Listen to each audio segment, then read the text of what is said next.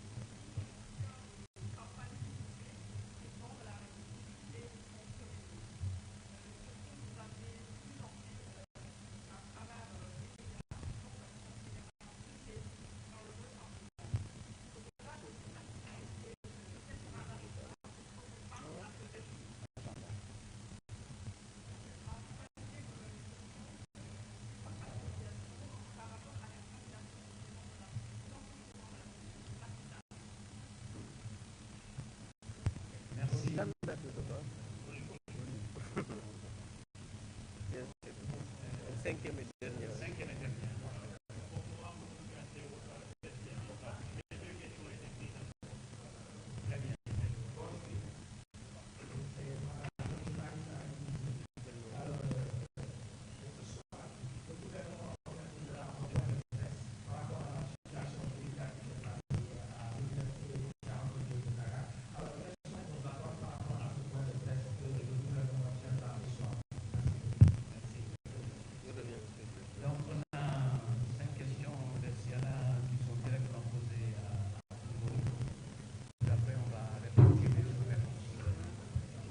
Voilà, merci beaucoup. D'abord, Madame, vous avez parlé de l'homosexualité. Je pense que, euh, rapidement en français, pour l'homosexualité, je pense que si on devrait poser des questions à des gens par rapport à l'homosexualité, c'est Ousmane Sonko et son gouvernement. Parce que je vous rappelle que Ousmane Sonko avait dit que la première loi qu'on va voter à l'Assemblée nationale quand il va accéder au pouvoir, c'est la criminalisation de l'homosexualité. Donc moi, je retourne la chose en disant, je demande au Premier ministre Ousmane Sonko, il en est où avec sa promesse de criminaliser l'homosexualité? Donc dama wax ne Ousmane Sonko moom moo fi indi Mélenchon xam naa université fi nga xam ne fa la ñuy tàggate suñu ndaw pour yàq suñu ndaw ne leen dañuy tolérer homosexualité loolu Ousmane Sonko ko léegi nag damay laaj Ousmane Sonko la nga xam ne moom la digoon Sénégalais yi ne bu yegsee ci nguur gi première loi parce que ñi ngi bëgg a def assemblée atak lu topp te déggatuma kenn ci ñoom wax ci waxu homosexualité donc damay laaj Ousmane Sonko fan nga toll ca la nga waxoon ne da ngay criminaliser homosexualité boobu foofu laa ci toll beneen bi mooy vous nous avez dit tout à l'heure que en français oui on a accusé le gouvernement mais le gouvernement est responsable totalement responsable de ce qui est arrivé à l'université ça je pense que et je profite de l'occasion pour répondre à la journaliste qui disait que aux journalistes qui disaient que Ousmane Sonko admet Ousmane Sonko vous le connaissez c'est quelqu'un qui n'est jamais responsable c'est quelqu'un qui cherche toujours un bouc émissaire. Lui, même avec l'échec du gouvernement aujourd'hui, il est en train d'accuser Diomaye. waa léegi kuy jiiñ sa président boo jiiñee opposition du ñu jaaxal parce que Ousmane Sonko moo taxaw ci Sénégal yëpp ne réew mi dafa manqué autorité réew mi bu ñu gouverner woon dañ ko bàyyee mu gouverne. Donc aujourd'hui je pense li am mooy ñun dañu toll ci dëkk boo xam ne ak réew moo xam ne ak jamono boo xam ne dañoo am tiis dëkk bi ndaw boo xam ne yaakaaru njaboot la yaakaaru nation la parce que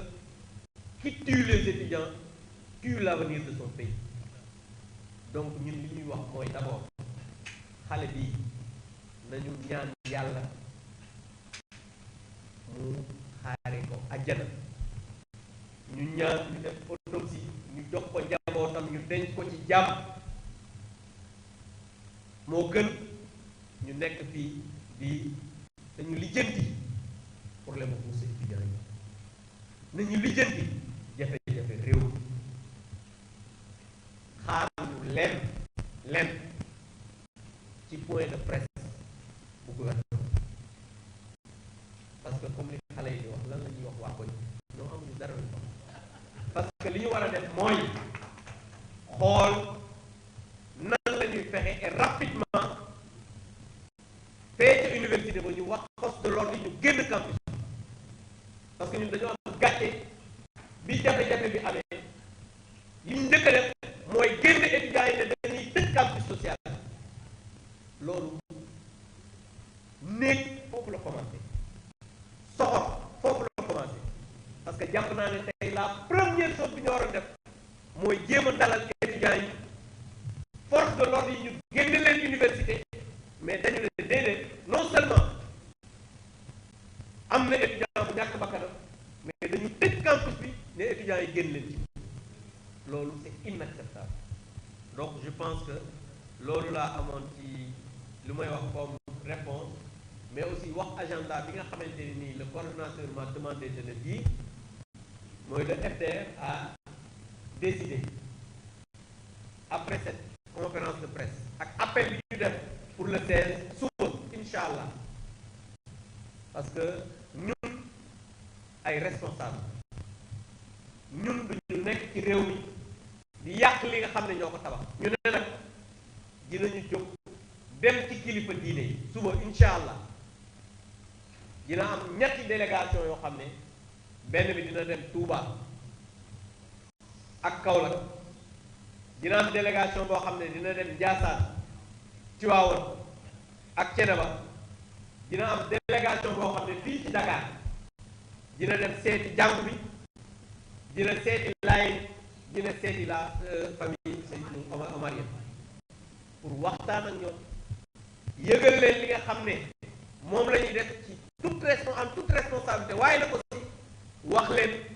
jafe-jafe yi nga xam ne ak salfaañe yoon bi nga xamante ni Sénégal dañ koy def donc loolu aussi le coordonnateur m'avait demandé de dire ça à la presse pour qu'on puisse savoir que ci loolu la ñu nekk ci présentement. Là, il reste une question qui n'est pas à l'ordre du jour, n'est pas respectée. On va y apporter une réponse. C'est la candidature du président Macky Sall.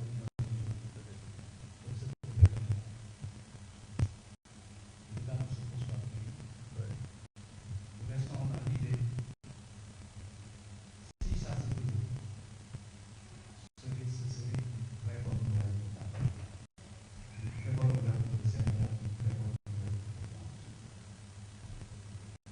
Merci. Donc c'est bon.